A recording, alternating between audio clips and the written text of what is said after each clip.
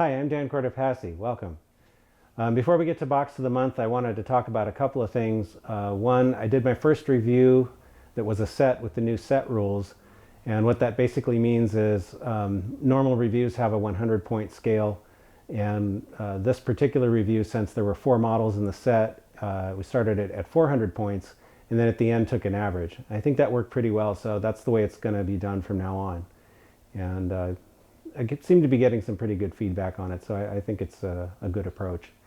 Also, there was no video out last week because I was on my honeymoon with Nichole, and so I didn't have time to get enough videos pre-recorded. I through the magic of video and pre-recording and scheduling, I had most of the month covered, but I forgot that in June there's actually 5 weekends, not 4. So my pre-planning wasn't quite where it should have been. But anyway, we had a really good time, and I even managed to find a train in Hawaii, which isn't easy because there aren't a lot of trains in Hawaii.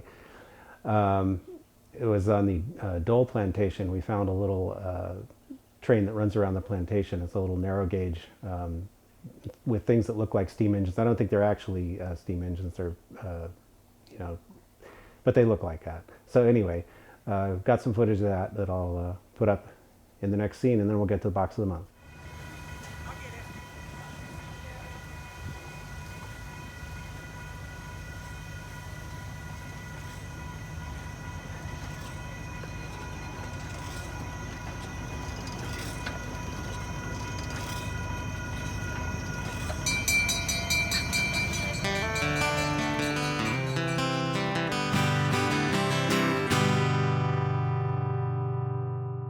Okay, welcome to Box of the Month, and Nichole will be here any second now with the box. Here I am. There she is. All right. Hi, everyone. Anyway, hi. So yeah, anyway, we got married, and we got married on a train, actually, which was pretty cool, at Roaring Camp. It was so cool. Yeah, near Santa Cruz. If you haven't been there, it's a really cool ride. They have two trains there, actually. One goes from Felton, where Roaring Camp is, down to Santa Cruz, which is about a 6-mile ride down the hill, and that's a diesel train. And then they also have a steam train that runs up and down a hill in Felton, which is, I think, also about 6 miles total track length, although it winds around a lot. Which is the one we are on. Right, which is a narrow gauge steam train that was actually pulled by a Shay. So cool. So, And what was the Shay's name? the Shay was the Dixiana. The Dixiana. Yes. Oh, it was wonderful. Yeah, so it was pretty fun, and we had a really good time. Super fun. And because we've taken that particular train many times over, we were able to give our photographers and our videographers all the down low. So I think everything's going to come out amazing. Yeah, hopefully we'll have some video of that eventually too, because obviously I couldn't take the video myself, but we did have a professional videographer, and I kind of told him what I wanted in terms of some railfan type shots. Yes. So haven't seen anything yet, but I'm hoping it turns out to be good. I think it'll turn out really wonderful. Yeah. The best part is that because you yourself have railfanned that area, it really gave our videographer places to set up so that he could railfan our wedding on the train the way you would railfan it. And I just think that that's like the best video we could have given ourselves. Yeah. Honestly, it's gonna just be amazing. Okay, so anyway, without further ado, we'll get all mushy. Yeah. We'll stop talking about trains. Well, anyway. Trains. Yeah. A whole box of them. Whole box. So what do we got? So, we're going to start. This is very far away. We should pull this in a little bit. There we go. All right. We're going to start with this one right here. And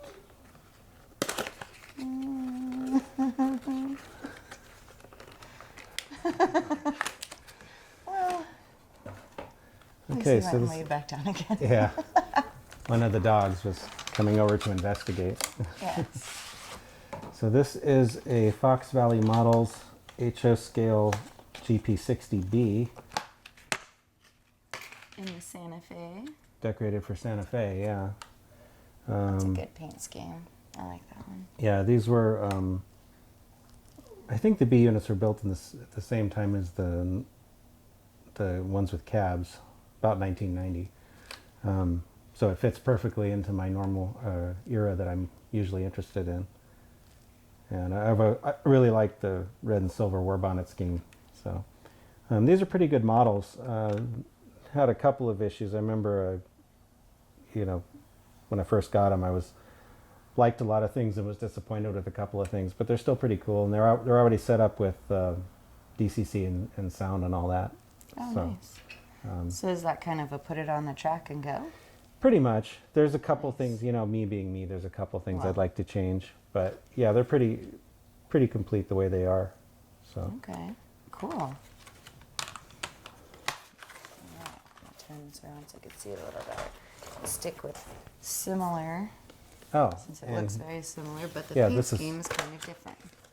Yeah, well, that's because this is the GP60M, which was basically the A unit for this. These go together, basically. Okay. Excuse me. If I can get the box open. Goodness. I did not want to let go. Yeah, so this is, for the B unit, they didn't put the red on with the war bonnet design. They just carried the color scheme. Right. So when they're coupled together, it looks kind of like this is just, the B unit's a continuation. Okay. Okay. Well, But that's cool. anyway, yeah, they're pretty nicely detailed models. It's, And again, ready to go except for maybe weathering. yeah, Some smaller details. a few smaller details, yeah. So anyway, That's cool. those are pretty neat. All right. Switch over to Atlas. That's cool. Okay, here's one that's out of my era. This is San Diego and Imperial Valley genset switcher. Ooh. Red, white, and blue. Yeah, this is more modern. I don't think they have this paint scheme anymore, but they do still use these, I'm pretty sure.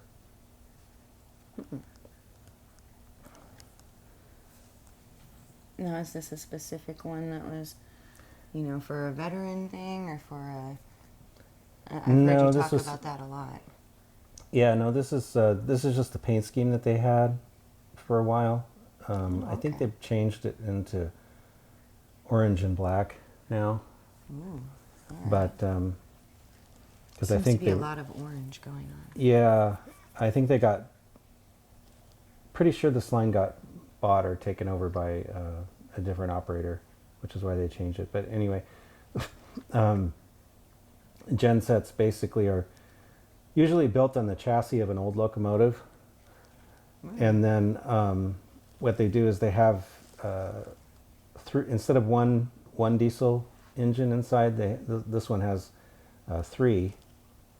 Oh. Some of them have 2, but this one has 3, and they basically turn on and off as needed depending on how much power is required. So it's supposed to be more fuel efficient and more environmentally friendly.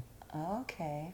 And they also, because they use them for switching, they also have a cab design that has good visibility and stuff like that. So this one is got a couple inaccuracies, but not too hard to fix, and it should be a fairly accurate representation of how these engines were at the time they were being used. I think in this paint scheme it was maybe in the mid 2000s, or I don't know. I'm not sure. I'd have to go check my photos, but I don't remember exactly when they repainted them. But okay. Anyway, definitely not 90s. It'd be later than that. Okay. Well, that's why we have slides for reference, huh? Right. Definitely.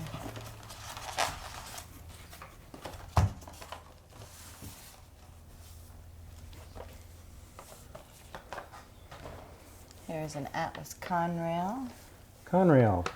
in blue. Yeah, ever since I found out that Southern Pacific was leasing some Conrail units in the 90s. I've acquired a few of them. I don't know if they were leasing this particular one, but I like it. This is one of the General Electric B40-8s. And this has the labor management decal on the nose. There was a Conrail scheme for something they were doing, I guess. Not to be too girly, but it's really pretty. Yeah, the blue's pretty cool. Yeah, and look, I really like the way that you don't see a lot of that kind of push out. I mean, this is kind of cool.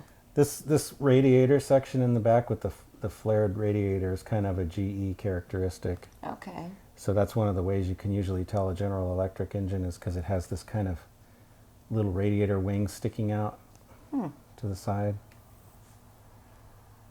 Not a lot of yours have that, right? If they're GEs, some of them do. Do you have a lot of GEs? Yeah, actually do. Well, we just didn't get to those boxes. Yeah, we've had a few of them, but maybe you just never noticed. I guess not. Yeah. That's pretty cool. Yeah. Anyway, this one is DCC ready. Oh, it's got a little chain that, this is a little brake chain, but it comes off so you can take the body off. Okay. It normally hooks on, I think, up here. Oh, okay. So I have to, when I get it all set up, I'll, hook it on. Right. But I still need to put a decoder in it and do some weathering and stuff to it. We'll stick with Atlas for the moment. Plus, I like that paint scheme. Here's another General Electric. Amtrak. This is GE B32-8W, which is basically the passenger version of the B40-8W. It's actually almost the same exact engine as the Conrail unit that we just saw, except the cab is a wide cab. Now it says Amtrak California. Right. This is one of two engines that Amtrak California got that were this design that they use on the Capital Corridor trains in San Joaquin's Okay. that run between Bay Area and Sacramento and Bay Area and Bakersfield, or Sacramento and Bakersfield, depending on the route. So not one of the ones we were on when we came up the coast? No, we haven't ridden the Capital. Okay. But All right, but we will. I'm pretty sure that these are still being used. Okay. So Well, that's cool.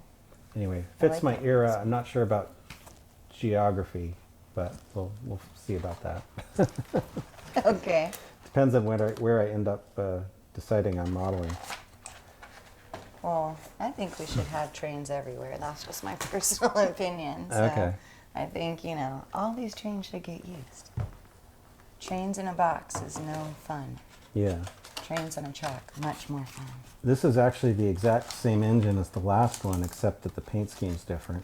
Okay. This is the regular Amtrak paint scheme that they had. They called it a Pepsi can scheme because it reminded some people of a Pepsi can. Okay. They never repeated this. So it was a kind of, these are all been since repainted into the more boring silver scheme with the blue wave on the top. But, Tell me how you really feel. yeah, but these are you still see these running around. I've seen them a bunch of times. But I really like this particular scheme, and this was when they were built in the 90s, so I like it. This one too has that little brake. Yeah, it's a little brake chain. Okay. So does this still need to have the decoder and all that stuff? Yeah, on it too? all of these, everyone we've seen so far except for the Fox Valley engines Okay. need to be set up. So do they come mostly like that without the DCC and decoder? It- Do you get them mostly like that? A lot of times they'll offer them both ways. Right. I've They'll seen offer that. it with DCC and sound, or what they call DCC ready, which means it's just a DC locomotive that you can put a decoder in. I often will buy the DCC ready ones because I like to set them up myself. Okay, that's what I was trying to get to. Yeah, All right. because I'm fussy about which decoders I like. I don't think I think most people know I like Loc sounds. And a lot of them are coming with those nowadays anyway, so Okay. that's not a big deal. But I also like to set up the lights my own way and stuff like that. So Okay. I can read. Another Atlas. And this is an EMD, not a GE. This is a GP40. Actually, SP GP40 M-2, which is a rebuilt GP40. SP had a bunch of these in the 90s. So this is one in the speed lettering scheme, which was after they merged with Rio Grande, that happened. Okay. Because this was more of the, Rio Grande kind of had the same style first. Oh. So. Okay, so, one gets to keep the name, one gets to keep the letter. Yeah. It was kind of, I think technically merge. Rio Grande bought SP, but Rio Grande was actually the smaller railroad, so they kept the SP name. Okay. But yeah, I don't know. I'm not sure what the rationale behind all of that was, but anyway. I just think the era was cool because you could see Southern Pacific and Cotton Belt and Rio Grande engines all running together, and it was very colorful. Oh. Plus a lot of leased power or stuff from other railroads. So it kind of makes the trains more interesting. To be different, everything different colored and whatnot. Yeah. Well, that's cool. I would have liked to have seen that. Yeah. Yeah. So this one also needs to be set up. It doesn't have a decoder or anything yet, but Okay. So how long does it take to set that kind of stuff up? Not the weathering, of course, because that's different with every train, I would imagine, but... it depends. Like this one doesn't have ditch lights, which are the lights that are down here on the front that most modern trains have, and that they started to do in the 90s. So I'll want to put that on it. That takes a little work. This I don't need to. This has already got a good paint job, so that's not a big issue. But yeah, it takes a little bit of work to get it, and I also like to redo the lights. Like the way it's set up, the number boards and the headlight come on together, and that's not really realistic. In a real engine, you can turn them on separately.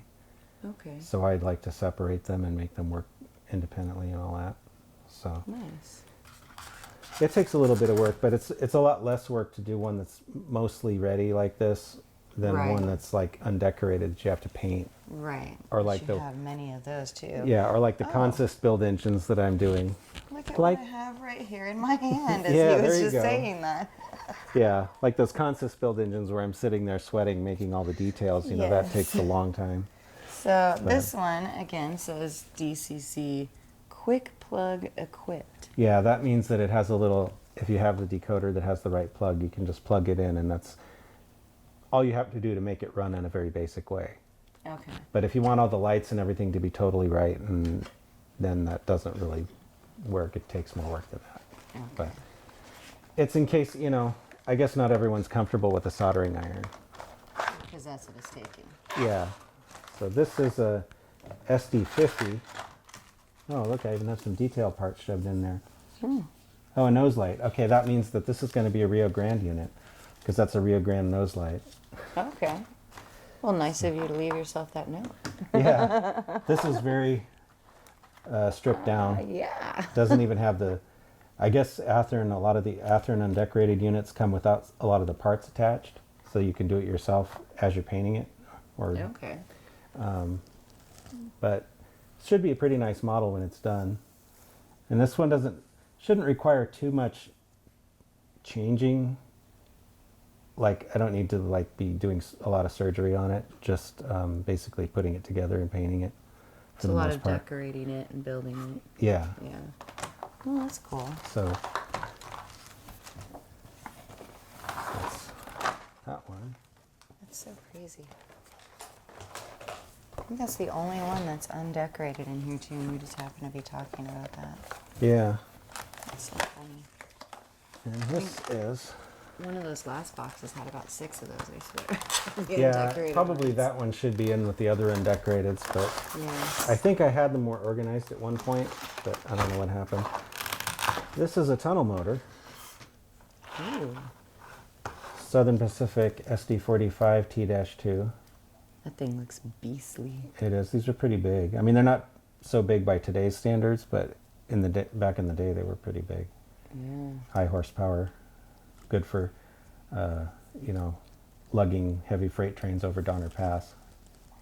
Is into this the Tehachapi. radiator again? Yeah, that's the radiator. Now this is an EMD, so this is, what the tunnel motor actually is most EMDs have fans on the roof, and SP had some overheating problems with the snow sheds because the hot air goes up and gets trapped in the snow sheds, and some of the engines were having some issues. Okay. So they designed these to pull the air in from down here in these intakes down here where the air is cooler. Where the air is cooler. And then it pushes it through. There's fans inside that then push it through the radiators, I guess. Okay. So worked a little better. That's why they called them tunnel motors. So Or they could have called them snow shed motors, I suppose, but they ended up calling them tunnel motors. beastly for a reason, because these are the ones that are going through the Sierras. Right, Okay. right. And I remember seeing a lot of these when I was a kid, running over Donner Pass. So. All right. This one has not been touched yet. It's still pretty much straight out of the box. What has to be done to it? All the same things: lights, weathering, putting in a decoder. Okay. Yeah, All some little details, you know. I've done up several Athearn tunnel motors, but they're the SD40 T-2s, which are the lower horsepower version. They have Okay. Basically, the difference is the cab has moved back a little bit. Well, what's the lower horsepower one used for?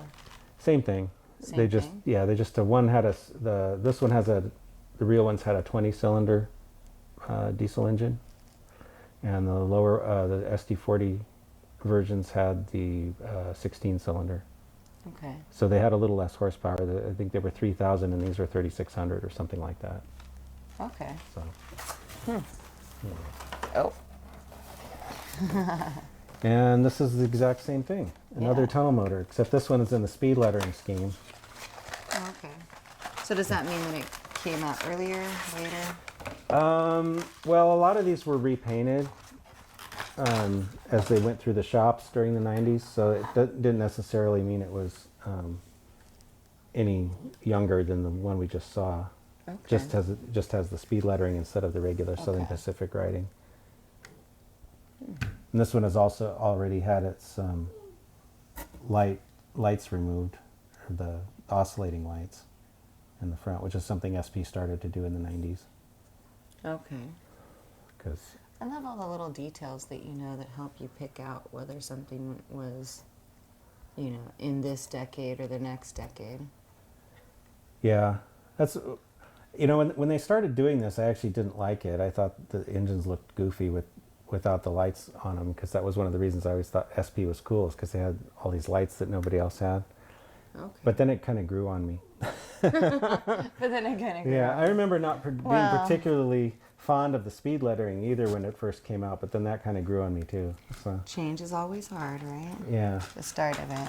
yeah. So I'm gonna bring these two out together because it's just Okay. not even sure what to make of this. This is too cute. Look at these boxes. This is a really old box, These are so old. and I don't think that's what's in here. What does this say? Look at these Roundhouse, boxes. 60-foot bulkhead flat car. This is how trains used to come back in the day, in these little cardboard boxes, and you.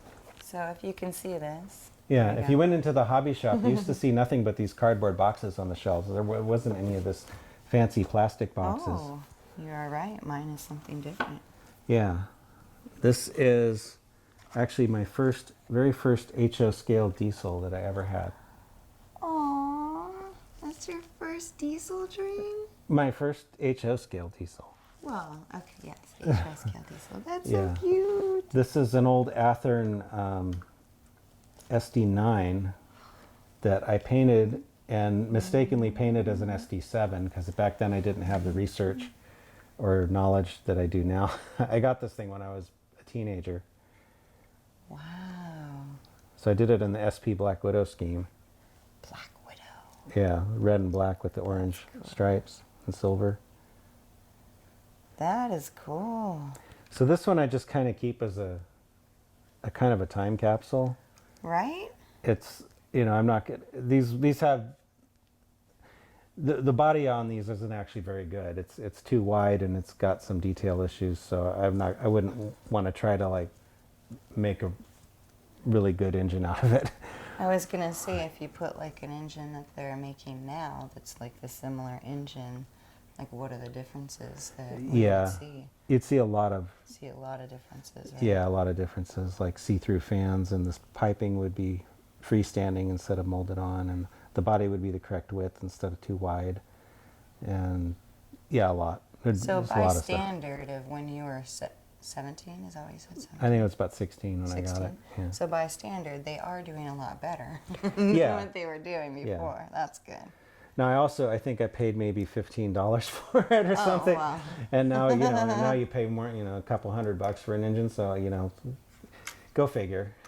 But anyway, I had fun with it, and this is actually a Kato SD40 painted for Southern Pacific that I've done absolutely nothing to. And I don't really know where I got this one either. I think this might have been an eBay bargain. Inside of the old box, just reusing boxes. Because If this I one got is this- an old train for sure. Yeah, if I got this from eBay, it may have come in this box. Oh, Because sometimes when you buy stuff on eBay, someone will just ship it in whatever. and whatever. Yeah. Right. So I don't remember exactly, but yeah, it might have just come. This is certainly not a Kato box that you normally would see. But anyway, yeah, I'll do something Okay. with this one eventually. Probably make it into an SP, but better looking. Well, I would imagine so, yes. Yeah. So I used to, I had this thing for a while. I used to see these engines on eBay that would be like, $50. And I was like, well, usually a Kato costs at least twice that. That's a bargain. I'm going to get that. And then you end up with a room full of models. So eventually I stopped doing that because I think, you know what? I think I have enough of these things now. I probably have enough projects to last the rest of my life here. So Maybe. Maybe. We'll see. We're going to give it a good go. we are. Of lots of projects and lots of fun. Yeah. And that would be the end. That's the end? That's All the done? end. Okay. All done. All right. So that's This the one gets an orange sticker. yes. And then next month we'll have another box. Yes, we will. So anyway, I guess that's it for this time. Thanks for watching. Thanks for watching.